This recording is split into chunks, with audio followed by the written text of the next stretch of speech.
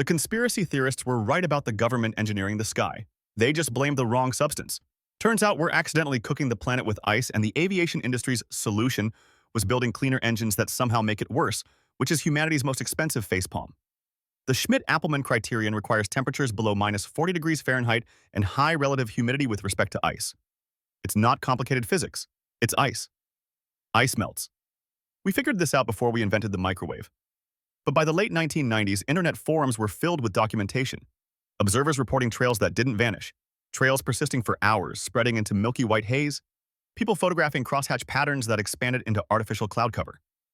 The photos were dismissed as paranoia, which is interesting because paranoia implies irrational fear.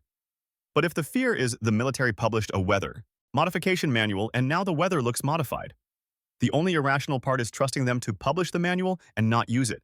That's not paranoia. That's literacy with trust issues. These weren't fringe conspiracy boards. These were pilots, meteorology hobbyists. The term chemtrail emerged, a portmanteau of chemical and trail. Though naming your conspiracy theory does make it significantly easier for people to dismiss you. Pro tip: persistent aviation exhaust anomaly would have played better at cocktail parties. That Air Force paper wasn't classified. It was publicly available research outlining hypothetical systems for aerosol deployment. They didn't even use a code name. Just straight up, here's how we'd spray stuff to control weather. The CIA could learn some subtlety from these people. So, the timeline? The Air Force publishes a paper about spraying the atmosphere. 3 years later, millions start noticing unusual atmospheric behavior. And the official response is to call those people delusional, which is bold. Publishing the blueprint, executing something that looks exactly like the blueprint, then gaslighting everyone who read the blueprint. That's not denial, that's performance art. By 1999, radio host Art Bell was broadcasting listener reports of illness following heavy contrail activity. His show reached millions. In 2000, the EPA, FAA, NASA, and NOAA released a joint fact sheet. The message? Persistent contrails are water ice. 4 agencies coordinating a response to a non-existent phenomenon is fascinating. Usually when something doesn't exist, you need exactly 0 agencies to deny it. But people weren't moving along. They were collecting samples. Citizens reported finding fibrous mesh material on grass following heavy air traffic, because nothing says natural atmospheric phenomenon, like nature redecorating your yard with synthetic webbing. Very organic, very normal. Apparently pattern recognition is paranoia now, which is unfortunate news for literally every scientist who ever lived. Then aircraft interior photographs appeared. Images showing cabins fitted with rows of large cylindrical barrels, hundreds of them, connected by plumbing. The official explanation: weight distribution testing. Unless Boeing's been running a side business transporting extremely organized liquid people, this explanation has some gaps. Also, liquid people would definitely complain about the legroom. Sandbags. Cheap, simple, don't require plumbing. Barrel system, expensive, complex, requires explaining. Guess which one they chose? And then Congressman Dennis Kucinich obliterated plausible deniability. In 2001, he introduced House Resolution 2977. The bill listed weapons systems to be prohibited: electromagnetic weapons, particle beams, plasma weapons, and, explicitly, chemtrails, which is like passing a law against unicorn poaching. Either unicorns are real and someone's got a horn collection, or your congressman needs a wellness check. There's no third option here. The language was quietly removed from subsequent versions. Someone just hit delete and hoped nobody saved a screenshot. Spoiler: the internet saved a screenshot. The internet always saves a screenshot. Unfortunately, asking questions about people who can memory hole congressional legislation is how you end up on a very different kind of list. By 2000, millions were looking up, photographing, and some decided to start testing. 2007, Shreveport, Louisiana. KSLA. News 12 commissions a laboratory analysis of rainwater. The broadcast goes live. Barium concentration, 6.8 parts per million. 3 times the toxic limit. The story goes national. Finally, legitimacy. Finally, proof. This lasted approximately 48 hours. And then someone checked the math. The actual value wasn't 6.8 parts per million, it was 68 parts per billion. 0.068 parts per million. The news station had misread the units. The lab report literally had ppb written on it. Parts per billion. The B is right there. This is less investigative journalism and more terrifying demonstration of why we need better science education. Or was it just a televised panic attack with graphics? Give the production team credit. The fear-mongering looked great in HD, but the correction was published. And absolutely nobody changed their mind. It's the perfect conspiracy theory defense mechanism. Evidence against your theory just becomes evidence for your theory. It's intellectually airtight because it's intellectually empty. Chef's kiss. No notes. When did Up start looking like someone's child got hold of a giant Etch-a-Sketch? The KSLA incident didn't stop the testing. Between 2008 and 2011, residents in Phoenix and Los Angeles deployed HEPA filters. The Phoenix samples came back elevated. Aluminum, 39 souls, 1,000 micrograms per gram. Terrifying numbers, absolutely damning. Until you remember one tiny detail about aluminum. It's in your cookware, your soda cans, and approximately 60% of the Earth's crust. Finding aluminum in outdoor dirt is like finding oxygen in air and declaring biological warfare. Breaking news. Ocean wet, more at 11. That's the scientific equivalent of what we're dealing with here. Although, to be fair, if the government did have a secret sand dispersal program, the beach would be exactly where they'd test it. I've just talked myself into a new conspiracy theory, but maybe peer-reviewed science could settle this. Enter J. Marvin Herndon. In 2015, Herndon published a paper. The conclusion: the elemental ratios matched coal fly ash leachate indistinguishably. Finally, peer review. The smoking evidence. This lasted approximately 6 months before math ruined everything. The suspect was definitely orange, scaly, and 3 inches big. Long. Book 'em. That's the level of scientific accuracy we're working with. MDPI issued a retraction. Herndon's baseline calculation was off by 3 orders of magnitude. He used 70,000 micrograms per kilogram. The correct value was 140 million, just a casual 2,000 times the actual value. I do this with my mortgage calculations all the time. My bank is very understanding. Just kidding. They foreclosed immediately because that's what happens when your math is off by 2,000. Maybe the peer reviewers were using the same calculator. If you want to see more cases where the official story collapses, hit subscribe. Because if there's one thing we've learned, it's that everyone, conspiracy theorists and officials alike, is terrible at math and great at confidence. It's a winning combination. But here's the irony. While Herndon was publishing retracted papers and news stations were misreading reports, satellites were measuring something very real. Persistent contrails, contrail cirrus, were increasing global cloud cover. The ice clouds were trapping outgoing long-wave radiation. So while everyone was arguing about imaginary barium, real ice was cooking the planet. It's like fighting over whether the Titanic hit an iceberg or a sea monster while water fills the hull. Guys, we're sinking either way. Maybe prioritize the sinking part. Cameras are famously bad at participating in cover-ups. Very unreliable co-conspirators, terrible at keeping secrets. The conspiracy theorists were staring directly at atmospheric modification. They just had the mechanism completely wrong, which is honestly impressive. Being right about the problem while being spectacularly wrong about the cause takes a special kind of commitment to pattern recognition without context. By 2016, a survey of 77 leading atmospheric chemists asked, "Have you encountered evidence of a secret, large-scale atmospheric spraying program?" 76 out of 77 said no. The kind of consensus scientists usually only achieve on questions like, is gravity real? Or should we breathe oxygen? Case closed. Except one expert dissented. One scientist reported high atmospheric barium in a remote area with low soil barium. Unexplained. Real. If it did, we'd still think the sun orbited the Earth because that's what it looks like. Democracy is great for the government, terrible for physics. Turns out the procedural error was everywhere. Citizens collecting samples were using mason jars. The lids contained aluminum alloys. The glass contained barium. So citizens were testing for barium using barium-containing jars and aluminum using aluminum-lidded containers. It's the forensic equivalent of testing your house for fingerprints while wearing gloves made of your own fingerprints. We found evidence of me everywhere. Very suspicious. The colloquial term is shooting yourself in the foot, then testing the bullet for your DNA, then declaring a shooter is on the loose. In their defense, the hardware store employees don't typically ask, are you testing for trace elements or just pickling cucumbers? Most customers are Team Cucumber. The focus shifted to Morgellons disease, a condition where sufferers report fibers growing from skin lesions. Samples were analyzed. The results? Clothing fibers? So the fibers were coming from inside the house, specifically from inside the closet. The call was coming from your own t-shirt. Very scary. Very laundry-related. Except the lesions are medically documented. The tissue damage is real. The suffering is real. The fibers are explained. The cause remains unexplained. We don't know what's wrong with you, but we're going to make it sound official by calling it delusional parasitosis. The parasitosis part means we went to medical school. The delusional part means we're stumped but don't want to admit it. But while the public argued about fibers and barium, Harvard University announced the Stratospheric Controlled Perturbation Experiment, SCOPEX. The plan: release calcium carbonate into the stratosphere to test whether dispersing reflective particulates could dim solar radiation. It validated that scientists are actively planning to spray particulates to alter climate. Harvard, the institution that rejected your college application for not being smart enough, decided the smart move is spraying stuff into the sky to see what happens. Really makes you feel better about that rejection, doesn't it? For 20 years, chemtrail believers were told atmospheric spraying was scientifically impossible.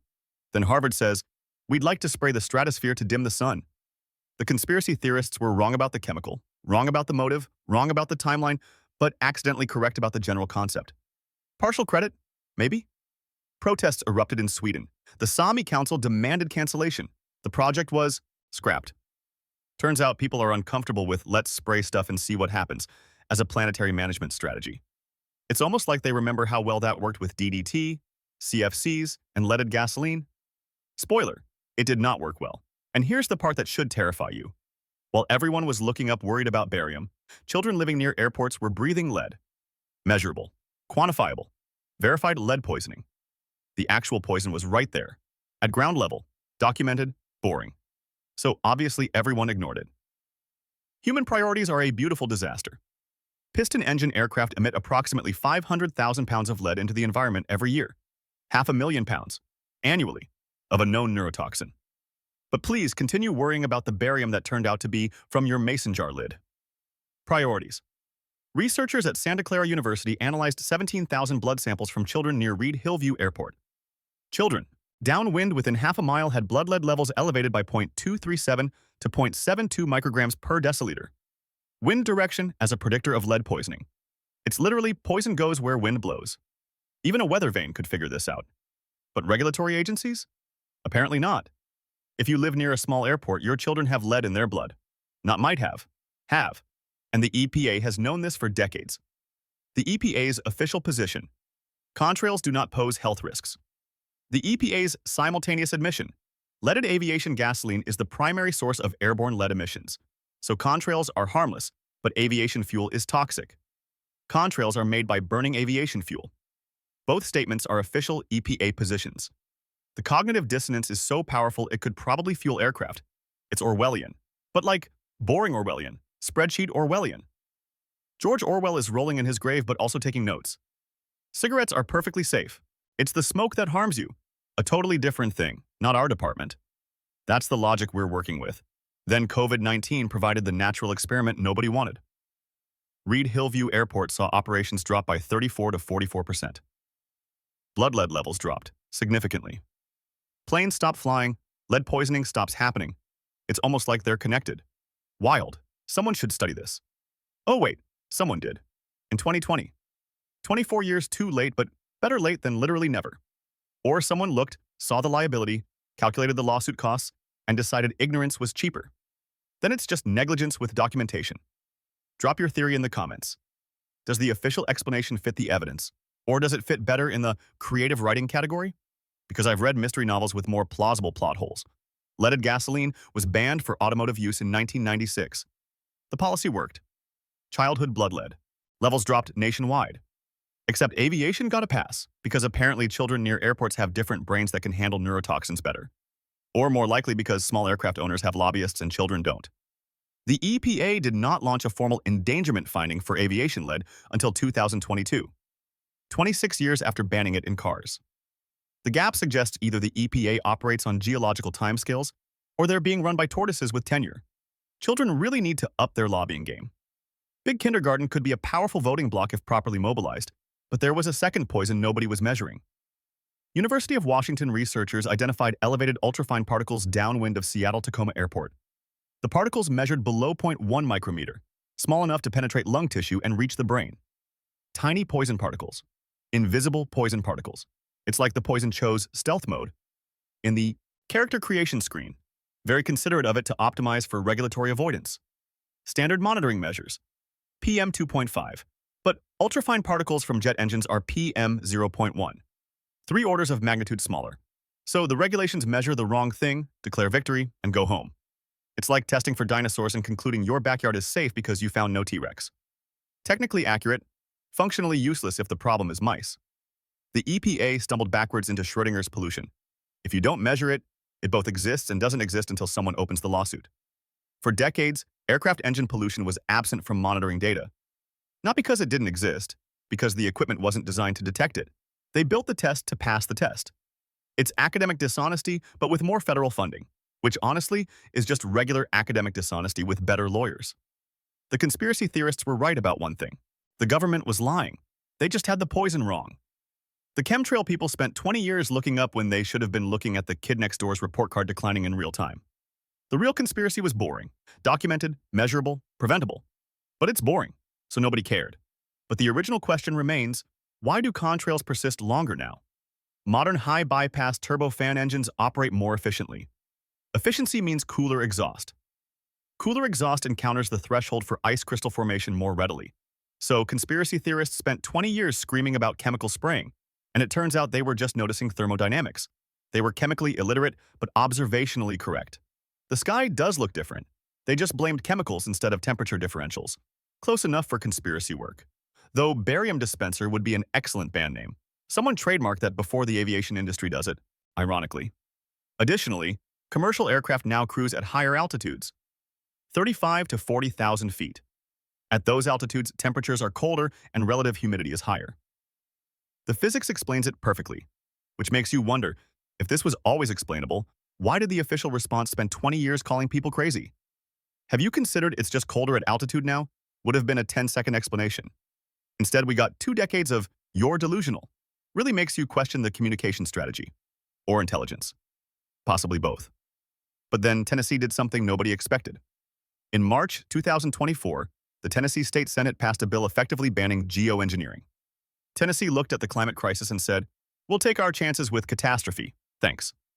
Bold strategy. Let's see how it plays out.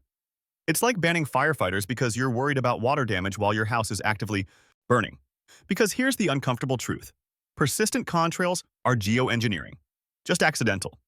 Contrail cirrus contributes approximately 57% of aviation's total climate-forcing impact.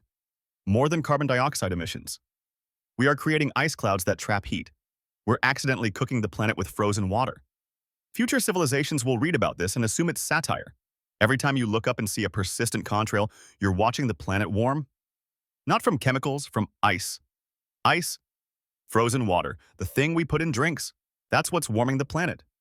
Humanity is a performance art piece titled "How to Self-Destruct in the Stupidest Way Possible." And here's where it gets worse. Modern jet engines were designed to be cleaner. Soot-poor lean-burn combustion. Except reducing soot means the exhaust contains more volatile compounds. These are more effective at nucleating ice crystals. More ice nuclei means more contrails. Greater climate forcing. The aviation industry built engines to reduce pollution and accidentally built engines that amplify planetary warming. They tried to save the environment and accidentally destroyed it faster. It's like trying to put out a fire with gasoline because gasoline is a liquid and fires hate water. The logic was there. The chemistry was not. Someone's getting a participation trophy. Congratulations, you tried? The planet is on fire, but you tried? 2 solutions have been proposed. First, navigational contrail avoidance. Aircraft could be routed around ice supersaturated regions. The technology exists. The fuel penalty would be minimal. But airlines operate on margins measured in fractions of cents per seat mile. We could save the planet for the cost of $3 per flight, but that would cut into quarterly earnings, so obviously the planet can go ahead and cook. Better to cook the planet than admit the tinfoil hat people noticed something real. Second solution, controlled. Seeding. Inject ice nucleating particles into engine exhaust to force fewer, larger ice crystals. Larger crystals fall out faster, but it requires intentionally adding particles to aircraft exhaust.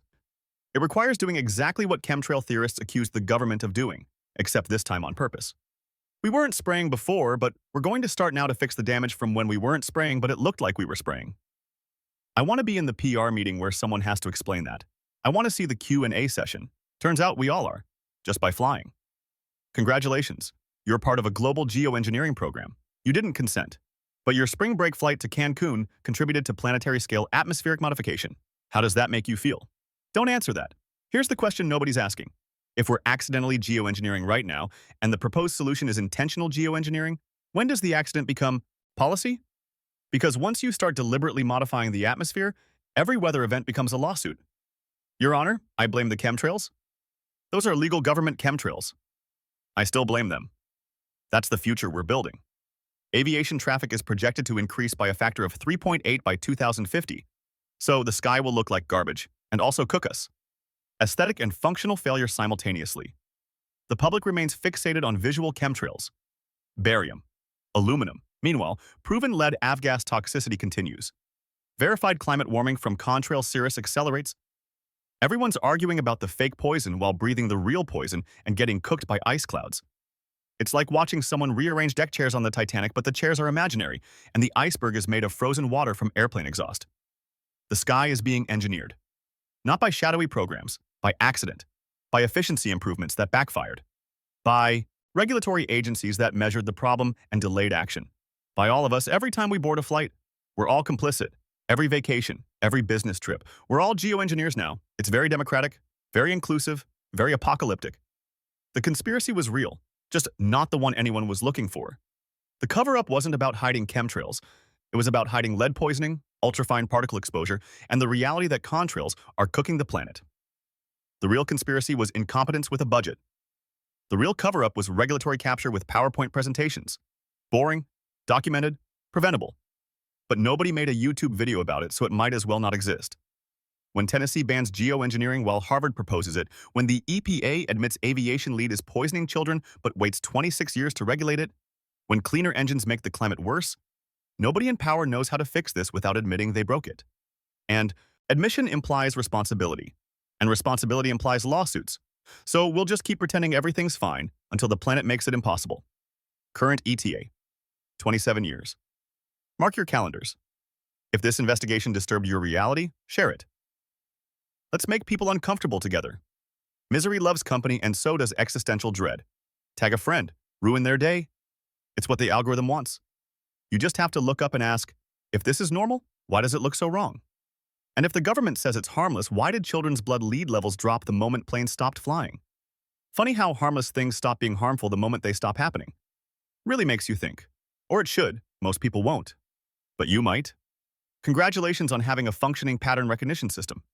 You're in the minority. We've been accidentally geoengineering the planet for decades. The trails are real. The warming is real. The poisoning is real. We just spent 25 years calling the people who noticed it crazy. Because listening would have required doing something. And doing something costs money. And money is more important than children's neurological development. That's not cynicism. That's policy. Written policy. Look it up. Your children are breathing this. The question is whether you're going to keep pretending it's just water vapor or demand someone explain why water vapor needs 26 years of regulatory delay. The sky is not what it was, and neither is the truth. But at least the sky is honest. It just shows you what's there. The truth requires FOIA requests and 17 years of litigation. Choose your information source wisely. Thanks for watching.